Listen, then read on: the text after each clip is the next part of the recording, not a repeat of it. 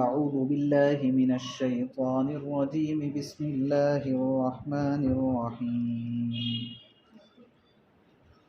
وجاء إخوة يوسف فدخلوا عليه فعرفهم وهم له منكرون. ولما جهزهم بجهازهم قال ائتوني بأخ لكم من أبيكم ألا ترون أني أوفي الكيل وأنا خير المنزلين فإن لم تأتوني به فلا كيل لكم عندي ولا تقربون. قالوا سنراود عنه أباه وإنا لفاعلون. وقال لفتيانه اجعلوا بضاعتهم في رحالهم لعلهم يعرفونها إذا انقلبوا إلى أهلهم يرجعون. فلما رجعوا إلى أبيهم قالوا يا أبانا منع منا الكيل فأرسل معنا أخانا نكتل وإنا له لحافظون. قال هل آمنكم عليه إلا كما أمنتكم على أخيه من قبل فالله خير حافظا وهو أرحم الراحمين. ولما فتحوا متاعهم وجدوا بضاعتهم ردت إليهم قالوا يا أبانا ما نبغي هذه بضاعتنا ردت إلينا ونمير أهلنا ونحفظ أخانا ونزداد كيل بعير ذلك كيل يسير. قال لن أرسله معكم حتى تؤتون موثقا من الله لتأتونني به إلا أن يحاط بكم. فلما آتوه موثقهم قال الله على ما نقول وكيل. صدق اللہ العظیم.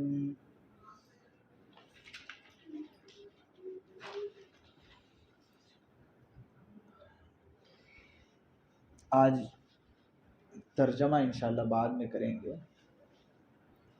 پہلے پڑھی گئی آیات اور اس کی تفسیر کا خلاصہ سن لیں. پیچھے سے بات یہ چل رہی تھی کہ حضرت یوسف علیہ السلام نے بادشاہ کو خواب کی تعبیر بتائی، اور وہ خواب کی تعبیر یہ تھی کہ 7 سال ایسے آئیں گے جس میں غلہ بہت اگے گا، اور اس کے بعد 7 سال ایسے رہیں گے جس میں قحط سالی رہے گی، اور اس وقت کیا کرنا چاہیے اس کی بھی تفصیلات بادشاہ کو حضرت یوسف علیہ السلام نے بتلا دی. اس کے نتیجے میں اور یوسف علیہ السلام کی ذہانت اور فطانت کو دیکھتے ہوئے بادشاہ نے یوسف علیہ السلام کو ایک خاص مقام و مرتبہ اور خاص عہدہ دیا. بہرحال یوسف علیہ السلام خزانے کے مالک بن گئے. اللہ تبارک و تعالیٰ نے گزشتہ آیات میں اس بات کی بھی وضاحت فرمائی ہے کہ چونکہ حضرت یوسف علیہ السلام محسنین میں سے ہے اور ہم محسنین کے اجر کو ضائع نہیں کرتے. یہ تفصیلات تو گزر چکی ہے. اب اس کے نتیجے میں یوسف علیہ السلام نے چارج اپنے ہاتھ میں لے لیا، ذمہ داری سنبھال لی، اور جس طرح سے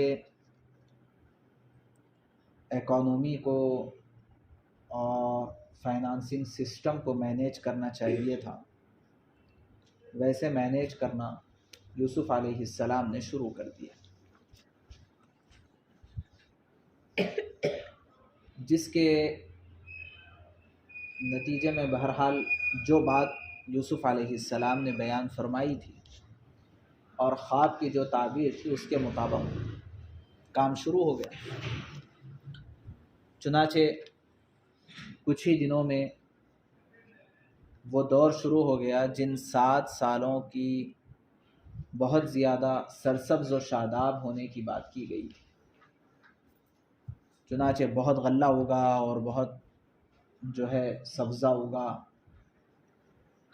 دام بہت سستے ہو گئے، بہت خوشحالی پورے ملک کے اندر عام ہو گئی۔ ان دنوں میں یوسف علیہ السلام نے اس بات کا پورا اہتمام کیا کہ جتنا غلہ زائد ہوا کرتا تھا وہ سب کو ویئر ہاؤسز میں اسٹور کرنا شروع کیا، اور سب کو اس بات کی ترغیب دیتے تھے کہ ضرورت کے بقدر استعمال کریں، بقیہ زائد غلہ سارا کا سارا جمع کرتے رہیں۔ ہر محلے میں، ہر بستی میں بڑے بڑے ویئر ہاؤس بنائے گئے اور اس میں یہ غلہ جمع ہونا شروع ہو گیا۔ اس کے بعد پھر وہ 7 سال بھی آ گئے جب قحط سالی ہونا طے تھا۔ چنانچہ جب یہ اگلے 7 سال شروع ہوئے تو صرف ملک مصر میں نہیں بلکہ یہ قحط اطراف و اکناف میں بھی چھا گیا،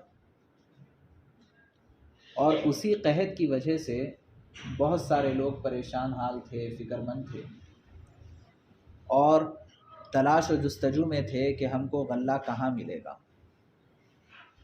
چنانچہ ایک سے دوسرے کو، دوسرے سے تیسرے کو، بلکہ یہ بات عام کر دی گئی تھی کہ ملک مصر میں اطراف و اکناف کے لوگ بھی آ کر کے غلہ خرید سکتے ہیں، غلہ لے سکتے ہیں، مناسب داموں پہ مل جائے گا۔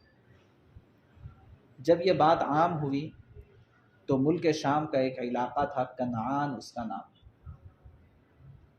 ابھی وہ علاقہ فلسطین کے قریب مقام خلیل کے نام سے وہ علاقہ ابھی بھی آباد ہے، جہاں پر حضرت ابراہیم علیہ السلام، حضرت یعقوب اور حضرت اسحاق علیہ السلام کی قبریں ہیں، اور کافی مشہور و معروف علاقہ ہے۔ وہ علاقہ دراصل حضرت یعقوب علیہ السلام کا علاقہ سمجھا جاتا تھا۔ وہاں حضرت یعقوب علیہ السلام رہتے تھے، اور آپ کے 12 بیٹے بھی وہیں پر رہتے تھے۔ حضرت یوسف علیہ السلام کی پیدائش بھی اسی علاقے کی ہے۔ ان لوگوں کو بھی معلوم ہوا کہ مصر میں غلہ ملتا ہے، تو حضرت یعقوب علیہ السلام نے اپنے 11 بیٹے، کل 12 بیٹے تھے حضرت یوسف علیہ السلام کو ملا کر کے، اور اب حضرت یوسف علیہ السلام الگ ہو گئے تو پھر 11 بیٹے بچے۔ 11 میں سے ایک بیٹے تھے بنیامین۔ یہ بنیامین دراصل حضرت یوسف علیہ السلام کے خاص بھائی تھے، یعنی ماں شریک اور باپ شریک بھائی۔ بقیہ دوسرے 10 بھائی تھے، وہ باپ شریک تو تھے لیکن ماں شریک نہیں تھے۔ تو ان 10 بیٹوں کو حضرت یعقوب علیہ السلام نے مصر بھیجا اور کہا کہ یہ بات سننے میں آئی ہے کہ وہاں پر غلہ مناسب داموں میں مل جاتا ہے، لہٰذا جا کر کے وہاں سے غلہ لے آؤ۔ یہ لوگ کافی لمبا چوڑا سفر کر کے مصر پہنچے، اور وہاں پر دیکھا کہ پورے شان و شوکت کے ساتھ ایک شخص عہدے پر فائز ہے، تاج سر پہ رکھا ہوا ہے، شاہانہ لباس زیب تن کیے ہوئے ہیں، اور وہ مختلف لوگوں سے تحقیقات بھی کر رہے تھے، انسپیکشن بھی ہو رہا تھا۔ تو جس طرح مختلف لوگوں سے مختلف باتیں پوچھی جا رہی تھیں، اسی طرح جب یہ 10 بھائی آئے تو وہ جو فائنانس آفیسر اس وقت تھے، یعنی حضرت یوسف علیہ السلام نے ان سے بھی ساری تحقیقات اور تفصیلات لی، اور یوسف علیہ السلام تو ایک نظر میں دیکھ کر کے پہچان گئے تھے کہ یہ میرے بھائی ہے جن لوگوں نے میرے اوپر ظلم کیا تھا اور مجھے کنویں میں ڈالا تھا۔ وہ تو دیکھ کر کے بھانپ گئے، پہچان گئے، لیکن ان 10 بھائیوں نے یوسف علیہ السلام کو پہچانا نہیں، اور وجہ بھی یہ تھی کہ جس وقت یہ حادثہ پیش آیا تھا اس وقت یوسف علیہ السلام بہت چھوٹے تھے، اور اب 40 سال گزر گئے تھے۔ حضرت ابن عباس کی روایت کے مطابق 40 سال گزر گئے، تو اتنا لمبا عرصہ گزرنے کے بعد ایک چھوٹے بچے کو کے اندر جو تبدیلیاں پیدا ہو جائے گی بڑے ہوتے ہوتے، وہ تبدیلیوں کے بعد تو پہچاننا بہت مشکل ہوتا ہے۔ اور یہ دوسرے تو بہرحال بڑے بھی تھے، اور دوسرے حضرت یوسف علیہ السلام کے پاس نبوی فراست بھی تھی، اس لیے حضرت یوسف علیہ السلام تو پہچان گئے لیکن وہ نہیں پہچانے۔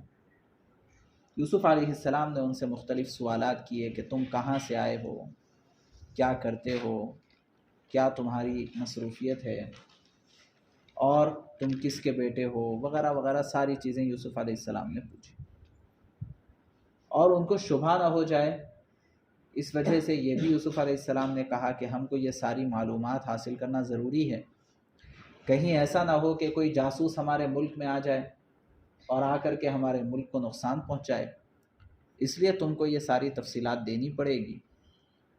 چنانچہ ان لوگوں نے فوری انکار کیا اور کہا کہ ہم بالکل جاسوس نہیں ہیں، ہم تو ایک نبی کی اولاد ہیں، یعقوب علیہ السلام ہمارے والد ہیں، ہم کیسے جاسوسی کا کام کر سکتے ہیں۔ انہوں نے پورا اطمینان دلایا۔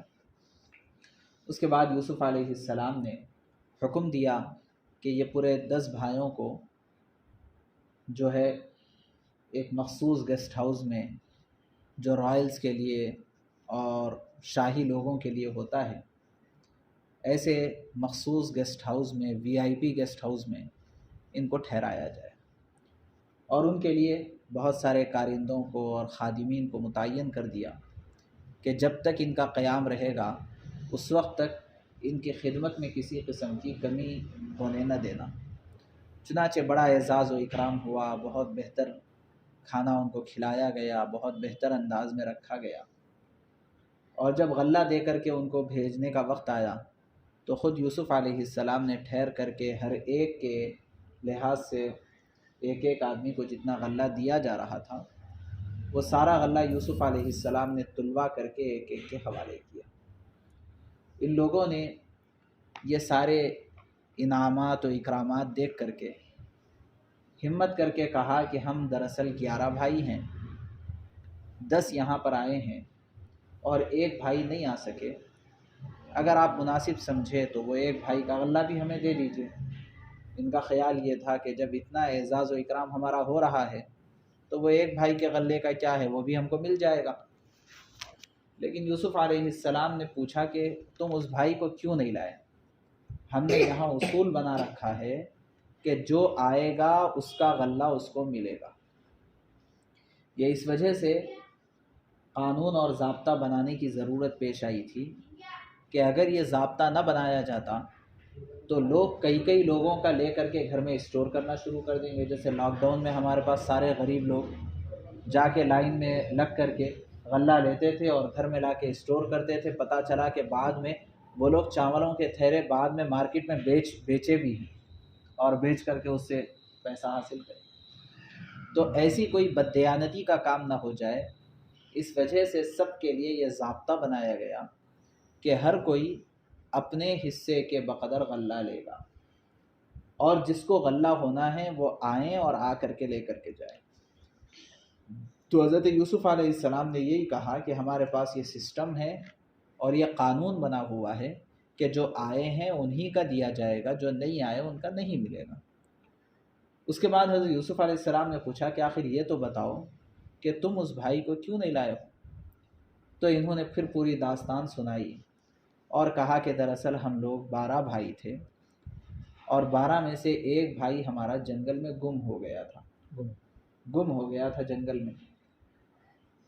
اور ہوا یوں کہ ہم کھیلنے کے لیے گئے تھے جنگل میں، اور ہم لوگ کھیل رہے تھے اور دوڑ لگا رہے تھے، اور ہمارا ایک بھائی غائب ہو گیا۔ ہمارے والد محترم کو سب سے زیادہ محبت اسی بھائی سے تھی۔ جب وہ ہمارا ایک بھائی گم ہو گیا تو اس کے بعد ہمارے والد بہت بے چین ہو گئے، بہت بے قرار ہو گئے، اور وہ غم کے اندر ان کی آنکھوں کی بینائی بھی ختم ہو گئی۔ اس طرح سے اب اس کے بعد ہمارے والد کو سب سے زیادہ محبت ہمارے اس بھائی سے ہے جس بھائی کو ہم چھوڑ کر کے آئے ہیں۔ وہ اپنی نگاہوں سے انہیں دور نہیں کر سکتے ہیں، کیونکہ ایک بڑا حادثہ پیش آ بھی گیا تھا۔ اس وجہ سے وہ بھائی کو وہ کہیں نہیں چھوڑتے اور کسی کے اوپر اس بھائی کے سلسلے میں بھروسہ نہیں کرتے۔ اس لیے وہ دوسرے بھائی جن کا نام بنیامین ہے، ان کو ابا نے بھیجا نہیں اور ہمیں کہا کہ جا کر کے لے کر کے آؤ غلہ، اور ہم لینے کے لیے یہاں آ گئے ہیں۔ اس لیے وہ ایک بھائی کو ہم نہیں لا سکے۔ حضرت یوسف علیہ السلام نے کہا کہ نہیں بھائی، ہمارا تو ضابطہ اور قانون ہے کہ جو آئے گا اس کا غلہ ملے گا اور جو نہیں آئے گا اس کا غلہ نہیں ملے گا۔ چنانچہ حضرت یوسف علیہ السلام نے بنیامین کے نام کا غلہ دیا بھی نہیں۔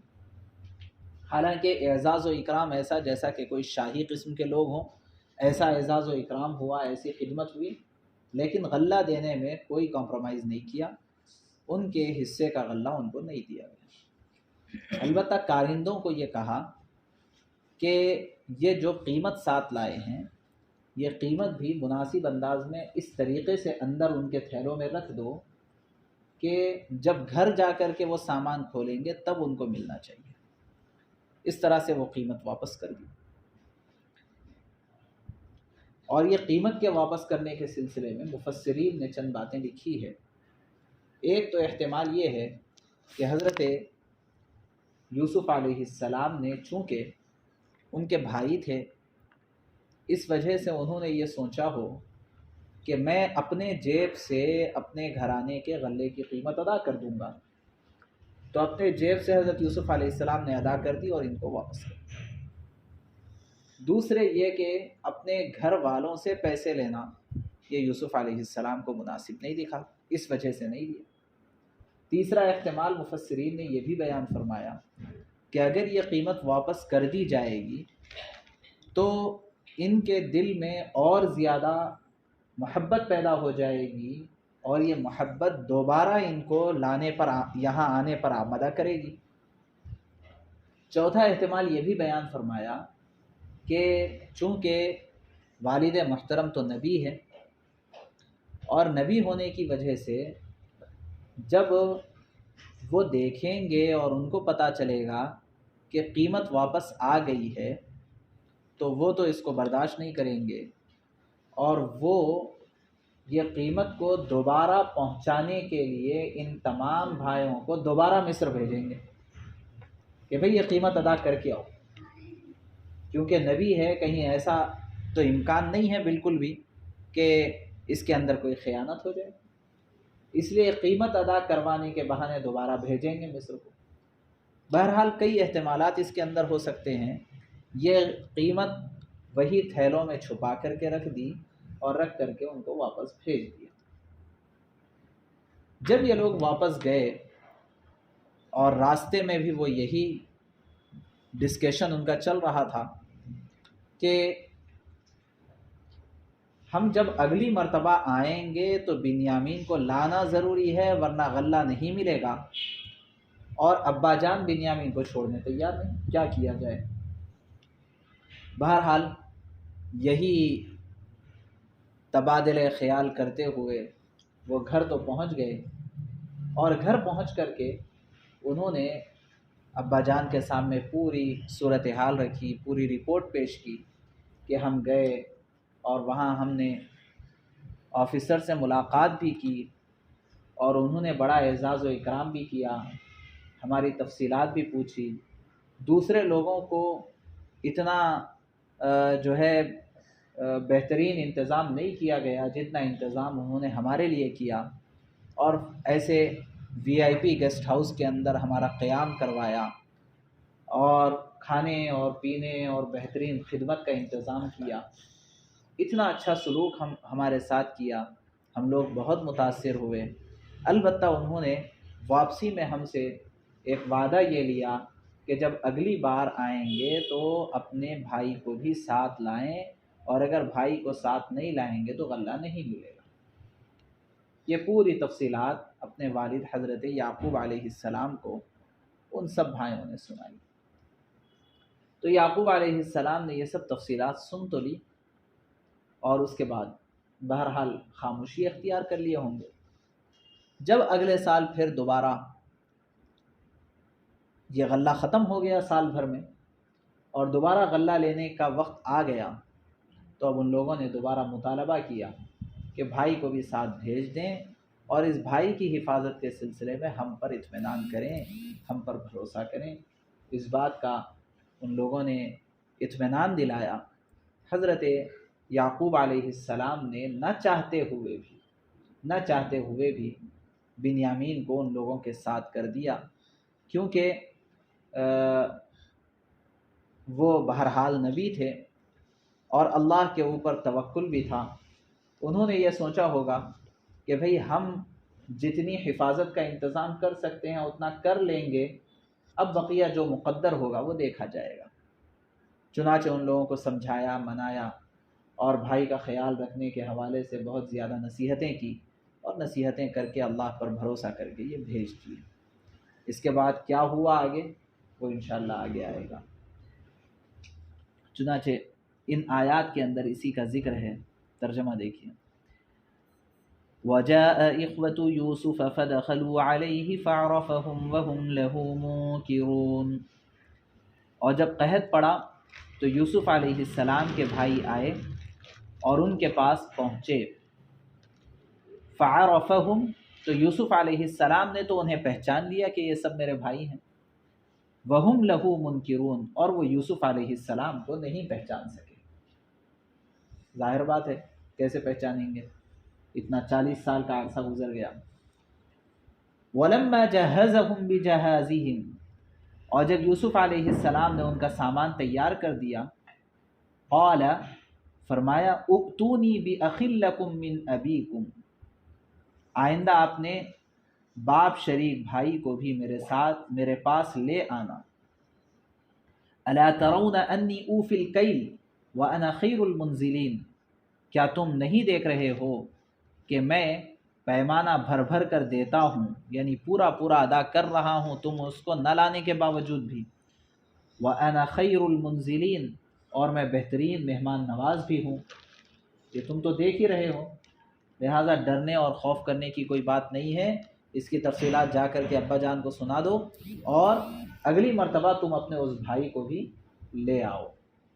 فَإِن لَّمْ تَأْتُونِي بِهِ، اور اتنا کہہ کر کے ایک دھمکی بھی دی، فَإِن لَّمْ تَأْتُونِي بِهِ، اب اگر تم اسے لے کر نہ آئے تو فَلَا كَيْلَ لَكُمْ عِندِي وَلَا تَقْرَبُوا، تو یاد رکھو میرے پاس تمہارے لیے کوئی غلہ نہیں ہوگا، یعنی صرف یہ نہیں کہ صرف اس بھائی کا نہیں ملے گا، ایسا نہیں، آئندہ اگر لے کر کے نہیں آؤ گے تو تمہیں بھی نہیں دوں گا، تمہیں غلہ نہیں ملے گا، اور ولا تقربون، اور تم میرے پاس بھی نہ بھٹکنا، یعنی جو اتنا اعزاز و اکرام ہوا تھا یہ سب کچھ بھی نہیں ملے گا، یہ سب پروٹوکول کچھ آپ کے لیے نہیں رہے گا آئندہ۔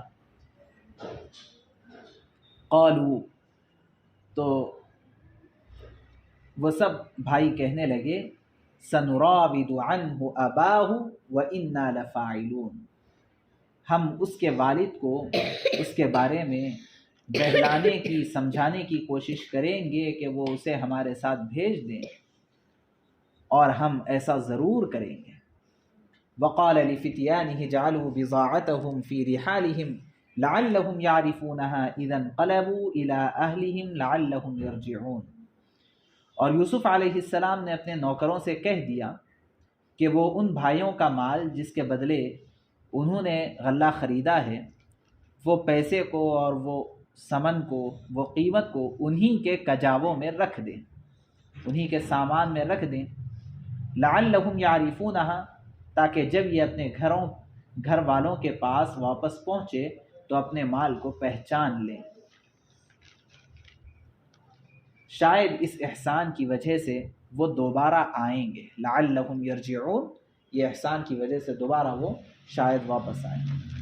فلما رجعوا الی ابیہم، چنانچہ جب وہ اپنے والد کے پاس واپس پہنچے، قالوا، انہوں نے کہا، یا ابانا، ابا جان، منع منا الکیل فَأَرْسِلْ مَعَنَا أَخَانَا نَقْتَلْ وَإِنَّا لَهُ لَحَافِظُونَ، آئندہ ہمیں غلہ دینے سے انکار کر دیا گیا، لہٰذا ہمارے بھائی بنیامین کو ہمارے ساتھ بھیج دیجئے تاکہ ہم پھر غلہ لا سکیں، اور یقین رکھیے کہ ہم اس کی پوری پوری حفاظت کریں گے۔ یہ انہوں نے اطمینان دلایا۔ قال هل آمنكم عليه الا كما امنتكم على اخيه من قبل، یہ سن کر کے والد محترم نے حضرت یعقوب علیہ السلام نے کہا، کیا میں اس کے بارے میں تم پر ویسا ہی بھروسہ کروں جیسا کہ پہلے اس کے بھائی یعنی یوسف علیہ السلام کے بارے میں نے پہلے تم پر بھروسہ کیا تھا، ایسے اس کے بارے میں بھی بھروسہ کروں؟ فاللہ خیر حافظا وہو ارحم الراحمین، خیر اللہ سب سے بڑھ کر نگہبان ہے اور وہ سب سے بڑھ کر رحم فرمانے والا ہے۔ اس کے علاوہ کوئی چارہ بھی نہیں تھا۔ قحط سالی کا یہ عالم تھا کہ اگر غلہ نہ منگاتے مصر سے تو کھانے کو کچھ نہ ملتا، تو چارہ تو کچھ اور تھا نہیں۔ اس وجہ سے آئندہ سال غلہ منگوانا بھی تھا، اور غلہ منگوانے کے لیے شرط لگا دی گئی تھی کہ بیٹے کو بھیجیں، تو بھیجنا بھی ضروری ہوا۔ اس لیے کہنے لگے کہ خیر اللہ سب سے بڑھ کر نگہبان ہے، وہی سب سے بڑی حفاظت کرنے والا ہے، وہی سب سے زیادہ رحم کرنے والا ہے، لہٰذا اس کو بھیجا جا سکتا ہے، گویا کہ اجازت دے دی۔ وَلَمَّا فَتَحُوا مَتَاعَهُمْ، اور جب انہوں نے اپنا سامان کھولا تو دیکھا کہ وَجَدُوا بِضَاعَتَهُمْ رُدَّتْ إِلَيْهِمْ، ان کا مال بھی ان کو لوٹا دیا گیا، تو وہ کہنے لگے قالوا یا ابانا ما نبغی هذه بضاعتنا ردت الینا، ابا جان ہمیں یہ اور کیا چاہیے، یہ ہمارا مال ہے جو ہمیں لوٹا دیا گیا ہے۔ هذه بضاعتنا ردت الینا ونمیر اہلنا ونحفظ اخانا ونزداد کیل بعیر، اور اس مرتبہ ہم اپنے گھر والوں کے لیے اور غلہ لائیں گے، اپنے بھائی کی حفاظت بھی کریں گے، اور ایک اونٹ کا بوجھ زیادہ لے کر کے آئیں گے۔ اس طرح یہ زیادہ غلہ بڑی آسانی سے مل جائے گا۔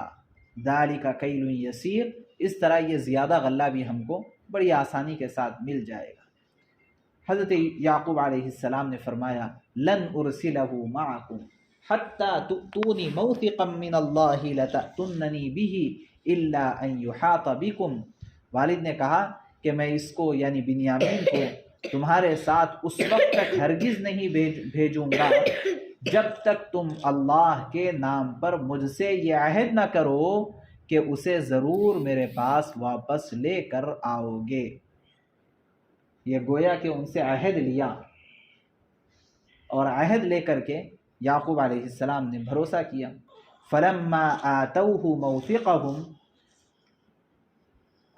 الا ان یحاط بکم، اس کے اندر ایک بات اور بھی فرما دی، الا یہ کہ واقعی تم بے بس ہو جاؤ، چونکہ نبی ہے اور نبی کی بات بہت سلجھی ہوئی ہوتی ہے۔ صرف یہ نہیں کہا کہ تم یہ عہد کرو کہ ضرور میرے پاس واپس لاؤ گے، اتنا نہیں کہا، بلکہ آگے ایک اور بات کہی، الا یہ کہ کوئی ایسی ناگہانی صورتحال پیش آ گئی، راستے میں کوئی حادثہ پیش آ گیا تو ایک الگ بات ہے، لیکن تم اپنے اختیار میں جتنا ہے اتنا تو تمہیں کرنا یہ ضروری ہے۔ اسی لیے آگے استثناء بھی کر دیا اور کہا الا ان یحاط بکم، الا یہ کہ تم واقعی بے بس ہو جاؤ تو اور بات ہے۔ فلما آتوہ موثقہم، چنانچہ جب انہوں نے اپنے والد کو یہ عہد و پیمان دیا، قال اللہ علی ما نقول وکیل، تو ان کے والد نے کہا جو قول و قرار ہم کر رہے ہیں اس پر اللہ نگہبان ہے۔ یہ سب اطمینان دلایا، عہد و پیمان لیا، اس کے بعد کچھ نصیحتیں کی، اور وہ نصیحتیں کر کے یعقوب علیہ السلام نے اپنے ان بچوں کو دوبارہ سال پورا ہونے کے بعد روانہ کیا۔ اب اس کے بعد کیا ہوا اور زیادہ انٹرسٹنگ ہے آگے کا، انشاءاللہ وہ اگلے جمعہ کو پیش کیا جائے گا۔ جزاکم اللہ، سبحان اللہ و بحمدہ، سبحان اللہ۔